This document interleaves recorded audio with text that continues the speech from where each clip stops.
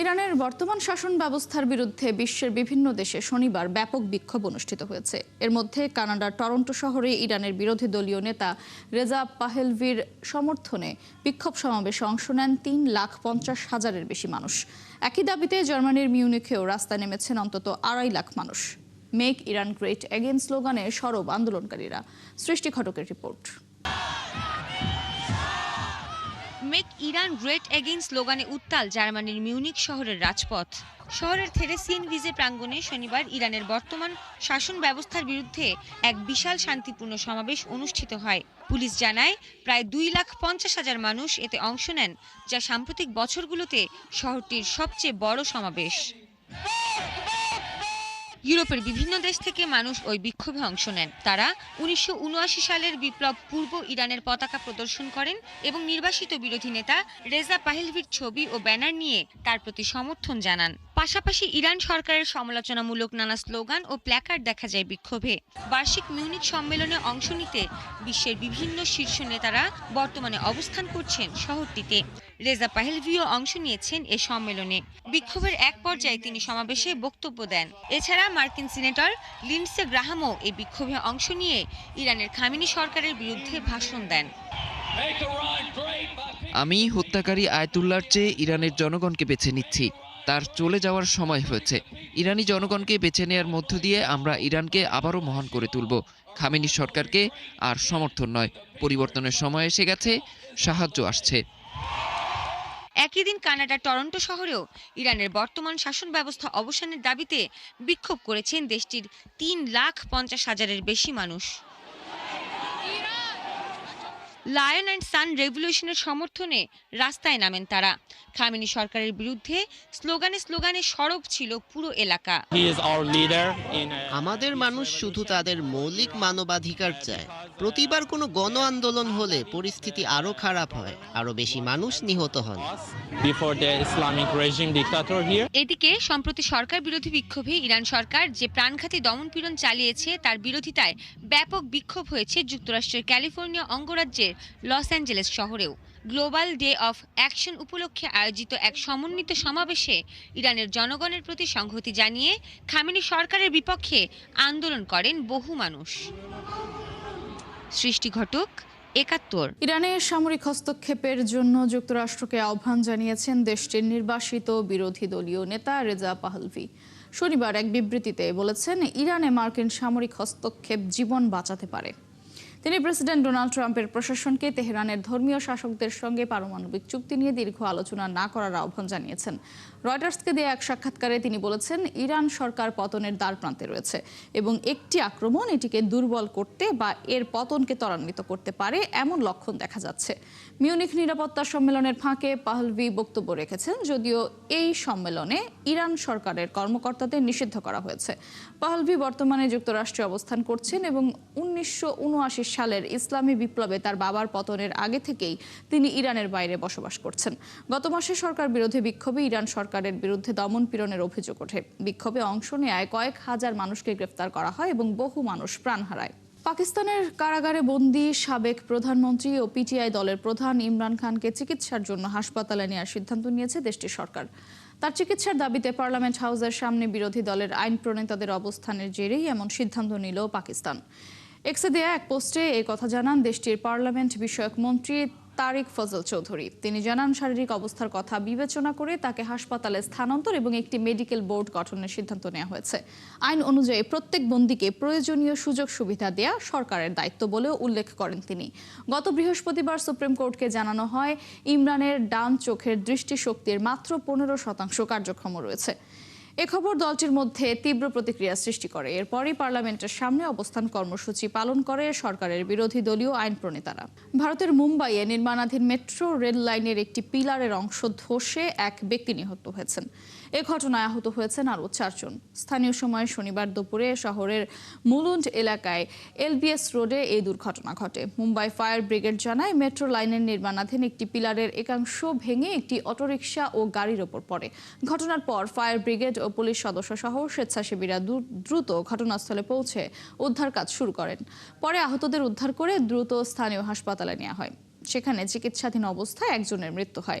এদিকে এই দুর্ঘটনার পর ওই এলাকায় যান চলাচল ব্যাহত রয়েছে। গাজায় নতুন করে ইসরায়েলি হামলায় অন্তত 8 ফিলিস্তিনি নিহত হয়েছেন বলে চিকিৎসা সূত্র জানিয়েছে। একই দিনে ইসরায়েল দক্ষিণ লেবাননেও একাধিক হামলা চালিয়েছে। রবিবার এই হামলাগুলো যুক্তরাষ্ট্রের মধ্যস্থতায় গত অক্টোবরে কার্যকর হওয়া যুদ্ধবিরতির লঙ্ঘন বলে জানানো হয়। গাজার স্বাস্থ্য মন্ত্রণালয় জানিয়েছে, দক্ষিণাঞ্চলের খান ইউনিস শহরে ইসরায়েলি বাহিনীর হামলায় অন্তত 4 জন নিহত হন। নাসের হাসপাতালের একটি সূত্র জানায়, হামলাটি গাজায় অবস্থানরত ইসরায়েলি সেনাদের নির্ধারিত তথাকথিত ইয়েলো লাইনের বাইরে ঘটে। এছাড়া উত্তর গাজার আল ফালুজা এলাকায় বাস্তুচ্যুতদের একটি তাঁবুতে হামলায় আরও 4 জন নিহত বলে আল শিফা হাসপাতাল সূত্র জানিয়েছে। এ বিষয়ে তাৎক্ষণিক কোনো মন্তব্য করেনি ইসরায়েল। একই দিন ইসরায়েলি বাহিনী জানিয়েছে, দক্ষিণ লেবাননে হিজবুল্লাহর অস্ত্র ও ক্ষেপণাস্ত্র রাখার গুদাম লক্ষ্য করে হামলা চালানো হয়েছে। নাইজেরিয়ার নাইজার রাজ্যে বন্দুকধারীদের গুলিতে অন্তত 32 জন নিহত হয়েছেন। রাজ্যটির বর্গু এলাকায় 3টি গ্রামে এই হামলা চালানো হয়। প্রত্যক্ষদর্শী ও স্থানীয় পুলিশের বরাত দিয়ে ব্রিটিশ সংবাদ মাধ্যম বিবিসি জানিয়েছে, হামলাকারীরা গ্রামগুলোতে ঢুকে নির্বিচারে গুলি চালায়, পাশাপাশি বেশ কিছু বাড়িঘরে আগুন দেয়। তুঙ্গা মাকেরি গ্রামে হামলার মাধ্যমে শুরু হওয়া এই তাণ্ডবে সেখানে 6 জন নিহত হন এবং বেশ কিছু মানুষকে অপহরণ করা হয়। পরে তারা কোনকোসো গ্রামে ঢুকে হামলা চালালে 26 জনকে হত্যা করে। এছাড়া পিটসা গ্রামের একটি পুলিশ স্টেশন আগুন দেওয়ার খবর পাওয়া গেছে। সশস্ত্র অপরাধী দলগুলো বছরের পর বছর ধরে নাইজেরিয়ার আক্রমণ এবং অপহরণ চালিয়ে আসছে। চলতি মাসের শুরুতেও একই ধরনের আক্রমণে শতাধিক মানুষ নিহত হয়। পশ্চিম সার্বিয়ার শহর ভ্যালিয়াভোতে শনিবার হাজার হাজার মানুষ সরকার বিরোধী বিক্ষোভে অংশ নিয়েছেন। শিক্ষার্থীদের নেতৃত্বে অনুষ্ঠিত এই শান্তিপূর্ণ মিছিল থেকে আগাম নির্বাচন এবং পুলিশের বিরুদ্ধে ওঠা সহিংসতার অভিযোগের সুষ্ঠু তদন্তের দাবি জানানো হয়। মিছিলে বিক্ষোভকারীরা জাতীয় পতাকা হাতে স্লোগান দেন এবং সরকারের বিরুদ্ধে কঠোর অবস্থান জানান। এদিকে ইউরোপীয় ইউনিয়ন সার্বিয়াকে আইনের শাসন জোরদার ও দুর্নীতির বিরুদ্ধে কার্যকর পদক্ষেপ নেওয়ার আহ্বান জানিয়েছেন। 2024 সালের নোভি সাদ শহরে একটি রেল স্টেশন ভবনের ছাদ ধসে 16 জনের মৃত্যুকে ঘিরেই এই বিক্ষোভের শুরু। ওই ঘটনার পর থেকেই সরকারের বিরুদ্ধে দুর্নীতি ও অব্যবস্থাপনার অভিযোগ জোরালো হতে থাকে। এর আগে রাজধানী বেলগ্রেড সহ বিভিন্ন শহরে বিক্ষোভ ছত্রভঙ্গ করতে গিয়ে পুলিশের সঙ্গে সংঘর্ষের ঘটনা ঘটে। বহু মানুষ আহত ও আটক হন। মানবাধিকার সংস্থাগুলো পুলিশের অতিরিক্ত বল প্রয়োগের অভিযোগ তুললেও সরকার বলছে, আইন শৃঙ্খলা রক্ষায় প্রয়োজনীয় ব্যবস্থা নেওয়া হয়েছে। যুক্তরাষ্ট্র ইউরোপকে আলাদা করতে চায় না, বরং সম্পর্ক পুনর্জীবিত করে শক্তিশালী ইউরোপের সঙ্গে কাজ করতে চায়। মিউনিখ নিরাপত্তা সম্মেলনে একথা বলেন মার্কিন পররাষ্ট্রমন্ত্রী মার্কো রুবিও। এ সময় মার্কিন পররাষ্ট্রমন্ত্রী ইউরোপের প্রতি আন্তরিক মনোভাব প্রকাশ করেন। তিনি স্পষ্ট করেন যে ট্রাম্প প্রশাসনের নীতি এখন নতুন দিক নির্দেশনা নিয়েছে, যা পূর্বের কিছু নীতি থেকে আলাদা। এই পথে যুক্তরাষ্ট্র একাই এগোতে প্রস্তুত, কিন্তু মূল লক্ষ্য হলো ইউরোপের সঙ্গে নতুন অংশীদারিত্ব গড়ে তোলা। জার্মানির মিউনিখে অনুষ্ঠিত হচ্ছে 62তম মিউনিখ নিরাপত্তা সম্মেলন। শুক্রবার শুরু হওয়া এই সম্মেলনে অংশগ্রহণ করেছে 60টির বেশি দেশের রাষ্ট্র ও সরকার প্রধান, 50 জন আন্তর্জাতিক সংস্থার নেতা এবং কমপক্ষে 115টি দেশের প্রতিনিধি। এই আয়োজন আজ শেষ হওয়ার কথা রয়েছে।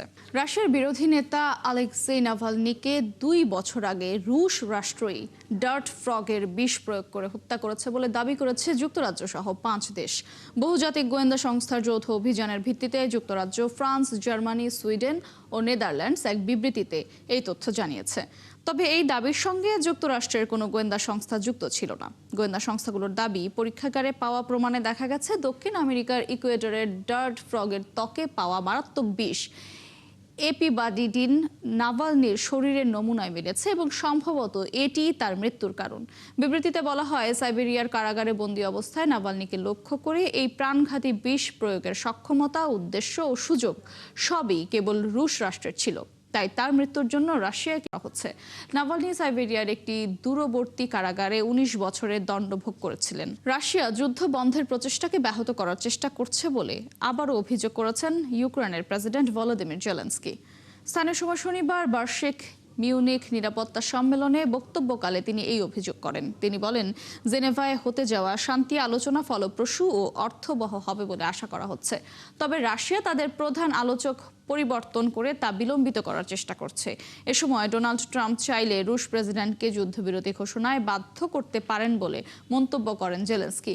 ইউরোপে 1945 সালের পর সবচেয়ে বড় এই যুদ্ধের অবসান ঘটাতে মার্কিন প্রেসিডেন্ট ডোনাল্ড ট্রাম্প একটি শান্তি চুক্তির উদ্যোগ নিচ্ছেন। আগামী মঙ্গলবার ও বুধবার এ লক্ষ্যে জেনেভায় ইউক্রেন, রাশিয়া ও যুক্তরাষ্ট্রের প্রতিনিধি দলের বৈঠকে বসার কথা রয়েছে। যুক্তরাষ্ট্রের প্রেসিডেন্ট ডোনাল্ড ট্রাম্প ইউক্রেনকে আর্থিক সহায়তার বিনিময়ে বিরল খনিজ সম্পদ মার্কিনীদের হাতে তুলে দেওয়ার প্রস্তাব দিয়েছেন। বিরল সেই খনিজ 17 ধরনের ধাতুর সংমিশ্রণ। বিশেষজ্ঞরা বলছেন, ভবিষ্যতে প্রযুক্তি ও প্রতিরক্ষা শিল্পে বিরল এই খনিজ হবে কৌশলগত অস্ত্রের মতোই গুরুত্বপূর্ণ। বিস্তারিত আরাফাত ইসলামের রিপোর্টে। গেল বছর ফেব্রুয়ারিতে মার্কিন প্রেসিডেন্ট ডোনাল্ড ট্রাম্প রাশিয়ার বিরুদ্ধে যুদ্ধ চালাতে যুক্তরাষ্ট্র যে আর্থিক সহায়তা দিয়েছে তার বিনিময়ে ইউক্রেনকে গুরুত্বপূর্ণ খনিজ ওয়াশিংটনের হাতে তুলে দেওয়ার প্রস্তাব দিয়েছিলেন। প্রস্তাবটি ইউক্রেনের প্রেসিডেন্ট ভলোদিমির জেলেনস্কির তথাকথিত ভিক্টোরি প্ল্যানের সঙ্গে মিল রয়েছে, যে পরিকল্পনায় কিয়েভ তার কৌশলগত খনিজ সম্পদ বিদেশি অংশীদারের সাথে যৌথভাবে ব্যবহার করার প্রস্তাব দিয়েছিল। বিরল সে খনিজ 17 ধরনের ধাতুর সংমিশ্রণ, যা দিয়ে তৈরি হয় শক্তিশালী চুম্বক। এই চুম্বক ব্যবহৃত হয় মোবাইল ফোন, ক্ষেপণাস্ত্র ব্যবস্থা এবং উইন্ড টারবাইনে। বিশেষজ্ঞরা বলছেন, খনিজ এই উপাদানের কার্যকর বিকল্প এখনও নেই পৃথিবীতে। বর্তমানে বিশ্বের প্রায় 60% বিরল খনিজ উৎপাদন করে চীন। তবে প্রক্রিয়াজাতকরণ ও চুম্বক তৈরিতে তাদের অবদান প্রায় 90%। এই আধিপত্যই যুক্তরাষ্ট্রসহ পশ্চিমা দেশগুলোর জন্য বড় কৌশলগত উদ্বেগের কারণ। ইউক্রেনের খনিজ মন্ত্রণালয়ের তথ্য মতে, ইউরোপীয় ইউনিয়নের যে 34টি খনিজকে গুরুত্বপূর্ণ হিসেবে চিহ্নিত করেছে, তার মধ্যে 22টির মজুদ রয়েছে ইউক্রেনে। এর মধ্যে আছে বিরল ধাতু, নিকেল, লিথিয়াম সহ শিল্প ও নির্মাণ উপকরণ। তবে উল্লেখযোগ্য কয়লা ভাণ্ডারের বড় অংশ এখনও রুশ নিয়ন্ত্রিত এলাকায়। বিরল এই খনিজ উত্তোলনের প্রক্রিয়া জটিল। প্রথমে খনি থেকে আকরিক উত্তোলন, এরপর চৌম্বকীয় প্রক্রিয়ায় পৃথকীকরণ। কিছু ক্ষেত্রে তেজস্ক্রিয় থোরিয়াম বা ইউরেনিয়াম অপসারণ করতে হয়। তারপর রাসায়নিক প্রক্রিয়ায় আলাদা করা হয় প্রতিটি উপাদান। সবশেষ ইলেকট্রোলাইসিস ও অ্যালয় তৈরি করে বানানো হয় শক্তিশালী স্থায়ী চুম্বক, যা ইলেকট্রিক গাড়ি ও উইন্ড টারবাইনের মূল চালিকা শক্তি। ট্রাম্প এর আগেও বিরল খনিজ সমৃদ্ধ অঞ্চল নিয়ে আগ্রহ দেখিয়েছেন। ডেনমার্কের স্বায়ত্তশাসিত অঞ্চল গ্রিনল্যান্ডকে যুক্তরাষ্ট্রের অংশ করার আগ্রহ প্রকাশ করেছিলেন। বিশ্লেষকরা বলছেন, ভবিষ্যতের প্রযুক্তি ও প্রতিরক্ষা শিল্পে বিরল খনিজ হবে কৌশলগত অস্ত্রের মতোই গুরুত্বপূর্ণ। তাই ইউক্রেনের খনিজ সম্পদ নিয়ে যুক্তরাষ্ট্রের এই আগ্রহ শুধু অর্থনৈতিক নয়, বরং ভূরাজনৈতিক সমীকরণের অংশ। আরাফাত ইসলাম, ৭১। 17 ফেব্রুয়ারি তারেক রহমানের নেতৃত্বে নতুন সরকার শপথ নেবে। এই শপথ অনুষ্ঠানে 13 দেশের রাষ্ট্রপ্রধানকে আমন্ত্রণ জানিয়েছে বাংলাদেশের অন্তর্বর্তী সরকার। ভারতীয় সংবাদ মাধ্যম এনডিটিভি জানিয়েছে, তাদের প্রধানমন্ত্রী নরেন্দ্র মোদীও আমন্ত্রণ পেয়েছেন। এছাড়া তালিকায় আছেন পাকিস্তানের প্রধানমন্ত্রী শাহবাজ শরীফও। পাশাপাশি চীন, সৌদি আরব, তুরস্ক, সংযুক্ত আরব আমিরাত, কাতার, মালয়েশিয়া, ব্রুনাই, শ্রীলঙ্কা, নেপাল, মালদ্বীপ এবং ভুটানের সরকার প্রধানকে আমন্ত্রণ জানানো হয়েছে। এনডিটিভি জানিয়েছে, আমন্ত্রণ পেলেও মোদি ঢাকায় আসবেন না, কারণ তার আগেই ফ্রান্সের প্রেসিডেন্ট ইমানুয়েল ম্যাক্রোর সঙ্গে বৈঠকের শিডিউল ঠিক করা ছিল। তবে তার বদলে পররাষ্ট্রমন্ত্রী এস জয়শঙ্কর অথবা ভাইস প্রেসিডেন্ট সিপি রাধাকৃষ্ণ শপথ অনুষ্ঠানে যোগ দিতে পারেন। বাংলাদেশের নতুন সরকারের এই শপথ অনুষ্ঠান ভূ রাজনীতির দিক দিয়ে গুরুত্বপূর্ণ হবে বলে প্রতিবেদনে জানিয়েছে এনডিটিভি। ইন্দোনেশিয়ায় রমজান সামনে রেখে জমে উঠেছে বাজার। রাজধানী জাকার্তা সহ বিভিন্ন শহরের বাজারগুলোতে ভিড় করছেন ক্রেতারা। তবে উৎসবের আমেজের মাঝেও এবার কেনাকাটায় স্পষ্ট অর্থনৈতিক চাপ। বিস্তারিত আরাফাত ইসলামের প্রতিবেদনে। বিশ্বের সবচেয়ে বেশি মুসলিমের দেশ ইন্দোনেশিয়া। রমজানকে ঘিরে সাধারণত বেড়ে যায় ব্যয়ের পরিমাণ, কিন্তু চলতি বছর উচ্চ মূল্যস্ফীতি আর দুর্বল ক্রয় ক্ষমতার কারণে সেই চিত্র কিছুটা ভিন্ন দেশটিতে।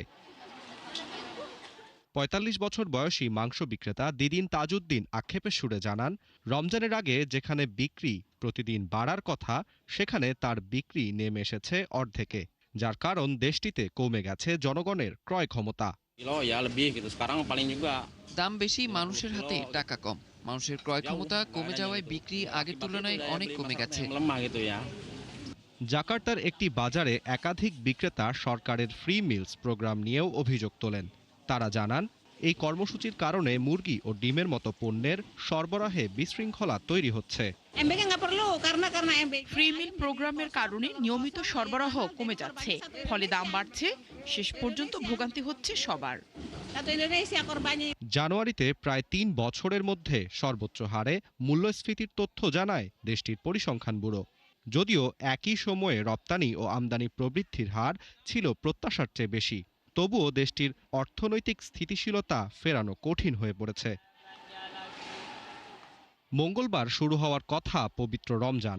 ধর্মীয় প্রস্তুতির পাশাপাশি বাজারে মূল্যস্ফীতির চাপ কতটা সামলাতে পারবেন সাধারণ মানুষ, সেই প্রশ্নই এখন বড় হয়ে দেখা দিয়েছে ইন্দোনেশিয়ায়। আরাফাত ইসলাম, ৭১। এই ছিল এখনকার আয়োজনে। বিশ্বের আরও নতুন কিছু খবর ও বিশ্লেষণ নিয়ে আগামীকাল সকাল ৯:৩০টায় আবারও হাজির হবে বিশ্বযোগ। চোখ রাখুন ৭১-এর ফেসবুক পেজে এবং সাবস্ক্রাইব করুন ৭১-এর ইউটিউব চ্যানেল। থাকুন ৭১-এর সাথে।